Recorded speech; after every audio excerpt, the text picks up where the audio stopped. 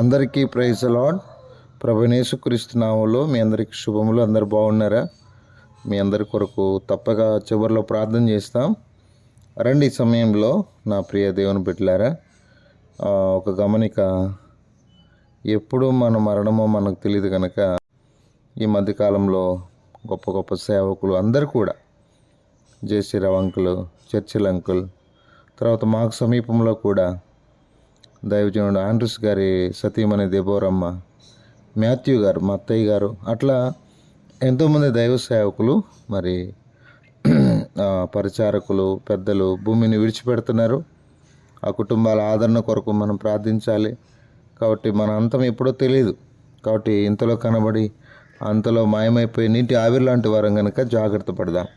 రండి, కీర్తనలు 18వ కీర్తన 46వ చరణాన్ని చదువుతున్నాను. యెహోవా జీవం గలవాడు, నా ఆశ్రయదుర్గమైన వాడు స్తోత్రార్హుడు.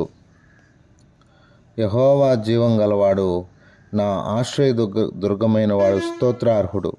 నా ప్రియ స్నేహితులారా, ఈ దేవుడు జీవం గలవాడు మాత్రమే కాదు, ఆశ్రయదుర్గం. అందుకే ఆయనకు స్తుతులు స్తోత్రాలు తెలియచేయాలి. ఈ ఆశ్రయదుర్గం ఎలాంటిదంటే, నేను బైబిల్లోంచి కొన్ని సందర్భాలు చెప్తాను. చాలా అద్భుతమైన వాడు. ఆయనే మన ఆశ్రయము. నా ప్రియ దేవుని బిడ్డలారా, ఆయన్ను మనం ఆశ్రయించడం ద్వారా ఎన్నో మేలులు ఉన్నాయి. సమూయేలు మొదటి గ్రంథం 2వ అధ్యాయము 2వ వచనంలో నేను చదువుతున్నాను, ఒకసారి వినండి. 2:2 చదువుతున్నాను. నా ప్రియ స్నేహితులారా, దేవుడు ఎంత ఉన్నతమైన వాడో, ఎంత అద్భుతమైన వాడో ఎరగవలసినటువంటి బాధ్యత మన మీద ఉంది. రండి, సమూయేలు మొదటి గ్రంథం 2వ అధ్యాయము 2వ వచనం. యెహోవా వంటి పరిశుద్ధ దేవుడు ఒక్కడునూ లేడు, నువ్వు తప్ప మరి ఏ దేవుడు లేడు. మన దేవుడు వంటి ఆశ్రయదుర్గమే ఏదీ లేదు. ఆయనే మన ఆశ్రయదుర్గం, మన ఆశ్రయం ఆయనే. అర్థమైందా ప్రియమైన వాళ్ళారా?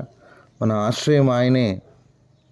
కనుక ఆయనను ఆశ్రయముగా చేసుకున్నవారు, ఆయన మీద ఆధారపడిన వారు ఎంత దీవించబడతారంటే, అందుకే ఆయన్ను మనము ఎంత స్తుతించినా తక్కువే. అర్థమవుతుందా? ఎంత స్తుతించినా తక్కువే. నేను మొట్టమొదటిగా చెప్తున్నాను, ఆయన్ను ఆశ్రయించడం ద్వారా నేను కొన్ని సందర్భాలు చెప్తాను. ఎందుకంటే ఆయన జీవం గలవాడు. ఆయన ఆశ్రయించడం ద్వారా మనకు కలుగుతున్న ఈ మేలుల జాబితాను మీకు కొన్ని చెప్తాను. రండి చదువుకుందాం. కీర్తనలు 9వ కీర్తన, ఈ కీర్తనలోనే చూద్దాం.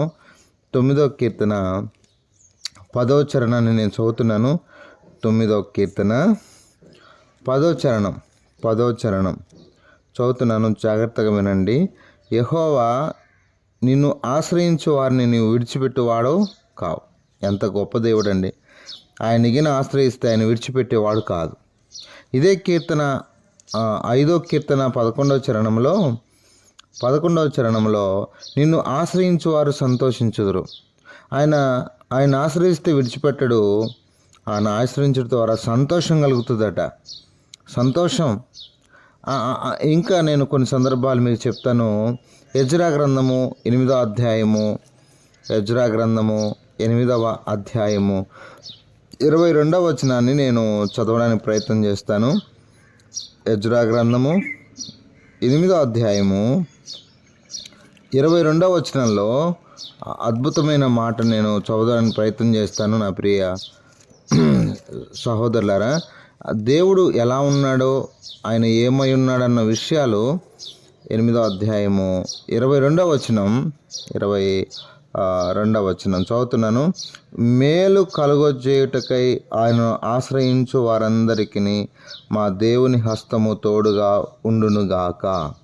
అంటే ఆయన తోడుగా ఉండేవాడు. ఆయన కరుణాహస్తము అంటే దేనికోసం? మేలు చేయడానికి. విడిచిపెట్టేవాడు కాదు, సంతోషం ఇచ్చేవాడు.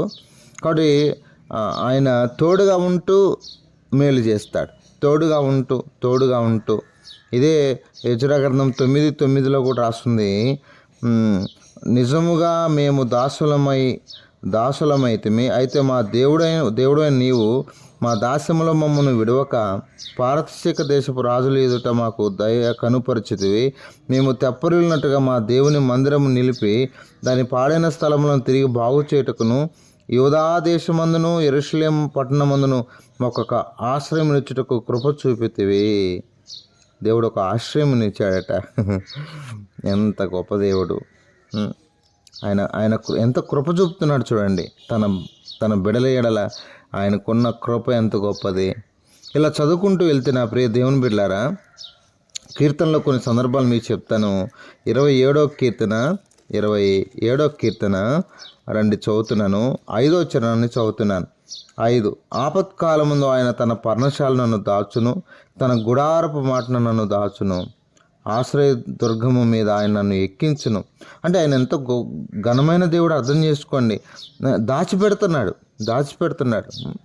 చక్కగా అపాయంలో, ఇబ్బందుల్లో ఆశ్రయము తీసుకుంటే నువ్వు ఎంత చక్కగా ఆదరించబడతావు నీకు అర్థమవుద్ది. ఇదే కీర్తనలు 31వ కీర్తన 19వ చరణాన్ని నేను చదువుతున్నాను. 19వ చరణం చదువుతున్నాను, జాగ్రత్తగా ఆలకించండి. నీ యందు భయభక్తులు గల వారి నిమిత్తము నువ్వు దాచి ఉంచిన మేలు గొప్పది, నరుల ఎదుట నిన్ను ఆశ్రయించు వారి నిమిత్తం నువ్వు సిద్ధపరిచిన మేలు గొప్పది. కాబట్టి నరుల ఎదుట నిన్ను ఆశ్రయించు వారి నిమిత్తం నువ్వు సిద్ధపరిచిన మేలు, కాబట్టి దేవుడు సిద్ధపరిచేవి ఎన్నో గొప్పవి. ఆయన ఆశ్రయిస్తే నీ కొరకు సిద్ధపరిచేటివి ఉన్నతమైనవి. 34వ కీర్తనలో కూడా నేను చదువుతున్నాను నా ప్రియ స్నేహితులు. 34వ కీర్తన 9-10 చరణాలు నేను చదువుతున్నాను, జాగ్రత్తగా ఆలకించండి. యెహోవా భక్తులారా, ఆయన యందు భయభక్తులు ఉంచు, వానికి ఏమీ కొదువు లేదు. సింహ పిల్లలు ఏమి గలవై ఆకలి కొనును, యెహోవాను ఆశ్రయించు వానికి ఏ మేలు కొదువైన. చూసినారా, కొదువు ఏముండదు. దేవుడు మన కొదువులన్నీ తీరుస్తాడు. విన్నారా, ఎన్ని మేళ్ళు ఉన్నాయి, విన్నారా, ఎంత మేలుంది. అందుకే దినవృత్తాంతం 2వ గ్రంథం 26వ అధ్యాయం 5వ వచనంలో ఒక రాజు ఉన్నాడు. దేవుని ఆశ్రయించినంతకాలం వర్ధిల్లుతూ వచ్చాడు. దేవుని ఆశ్రయిస్తే ఈ అన్ని విషయాల్లో వర్ధిల్లుతాం, దీవించబడతాం. అర్థమవుతుందా? దినవృత్తాంతం 2వ గ్రంథము 26వ అధ్యాయము 5వ వచనం, దేవుని ప్రత్యక్షత విషయమందు తెలివిగల జకర్యా దినముల్లో అతడు దేవుని ఆశ్రయించెను, అతడు యెహోవాను ఆశ్రయించినంత కాలం దేవుడు అతని వర్ధిల్ల చేసెను. ఎవరంటారు? ఉజ్జియా. దేవుని ఆశ్రయిస్తే వర్ధిల్లుతామండి అన్ని విషయాల్లో. నా ప్రియ స్నేహితులారా, మరి దేవుని ఆశ్రయిద్దామా? ఆయన మన ఆశ్రయము. ఆయనకు స్తోత్రాలు తెలుపుదాం. ప్రభువా, నిజమే తండ్రి, నా జీవితంలో నువ్వు చేసిన ఈ మేలన్నీ, నువ్వు నన్ను విడిచిపెట్టలేదు, నాకు సంతోషం ఇచ్చావు. నా జీవితానికి నిజంగా మేలు చేయాలని నాకు ఒక ఆశ్రయాన్ని ఇచ్చినావు దేవా. నా తండ్రి, ఆపత్కాలంలో పర్ణశాలను దాచినావు తండ్రి, నీకు వందనాలు.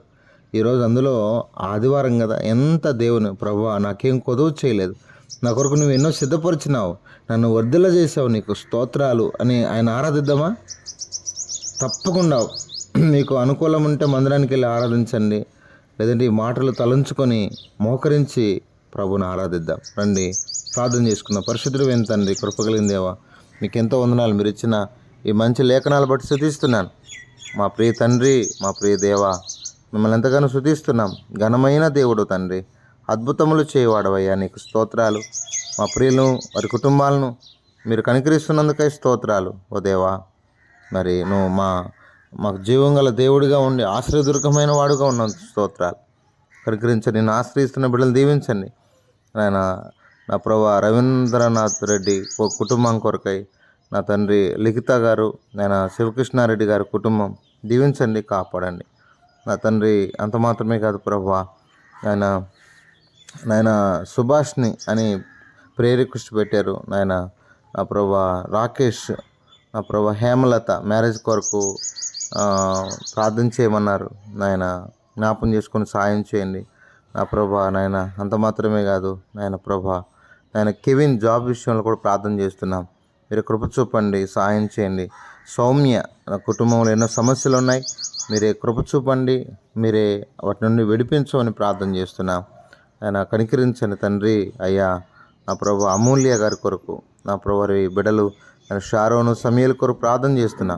మీరు కృప చూపని సహాయం చేయండి. ఆయన అంత మాత్రమే కాదు ప్రభా, నాయన ప్రభా, నాయన పార్వతి గారు తన భర్త జాబ్ విషయంలో కూడా మీరు కృప చూపని ప్రార్థన చేస్తున్నా. ఆయన కనికరించండి. జాన్సన్ మార్మన్స్ కొరకు ప్రార్థన చేస్తున్నా, కనికరించండి నా తండ్రి. అంత మాత్రమే కాదు ప్రభా, నాయన కార్తిక్ నాయన మరి వారు ఒక మెసేజ్ పెట్టారు నాయన. వారి కుటుంబంలో ఉన్న బిడ్డ నాయన దారి తప్పి ఉండగా మరి ఎంతోమంది ఈ రోజుల్లో ఆయన దారి తప్పిపోతున్నారు. మీరు కనికరించండి నాయన. అక్రమ సంబంధాలకు బానిసలు అవుతున్నారు. మీరు కనికరించవలసిన ప్రార్థన చేస్తున్నా. అంత మాత్రమే కాదు చెలిషారా తన కుటుంబ సమస్యలు తొలగించండి. తన కుటుంబాన్ని కూడా మీరు ఆదరించవలసిందిగా ప్రార్థన చేస్తూ, ఈ విధంగా దయగల తండ్రి మీ కరుణ గల హస్తాలకు అప్పగిస్తున్నాం, మీ దయగలిగిన హస్తాలకు అప్పగిస్తున్నాం. మీరే సాయం చేసి వీళ్ళందరినీ చక్కగా మీరు కట్టమని యేసు పరిశుద్ధ నామంలో ప్రార్థన చేసి అడిగి వేడుకొంచున్నాము తండ్రి. ఆమేన్.